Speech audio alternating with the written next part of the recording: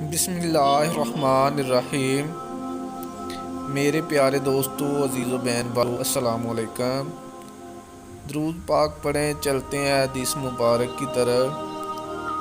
یہ حدیث مبارک بخاری شریف کی روایت ہے جو میں آپ لوگوں کے سامنے بیان کر رہا ہوں۔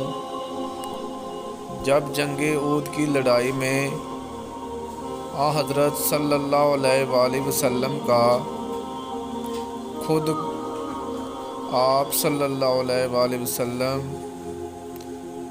کے سر مبارک پر توڑا گیا اور چہرہ مبارک خون آلودہ ہو گیا اور آپ صلی اللہ علیہ وآلہ وسلم کے آگے کے دانت شہید ہو گئے، تو علی رضی اللہ تعالیٰ عنہ ڈھال میں بھر کر پانی بار بار لا رہے تھے اور حضرت فاطمہ الزہرا رضی اللہ تعالیٰ عنہ زخم کو دھو رہی تھی۔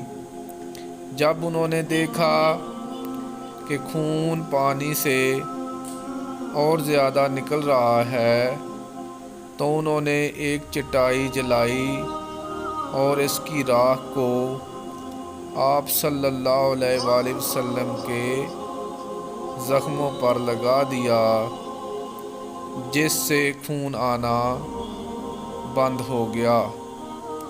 میرے پیارے دوستو، اگر آپ حدیث مبارک سننا پسند کرتے ہیں تو اس طرح کی مزید حدیث کے لیے چینل کو سبسکرائب کر لیں۔ برائے مہربانی ویڈیو کو لائک بھی کریں۔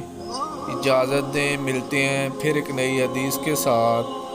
جزاک اللہ، شکریہ، اللہ حافظ۔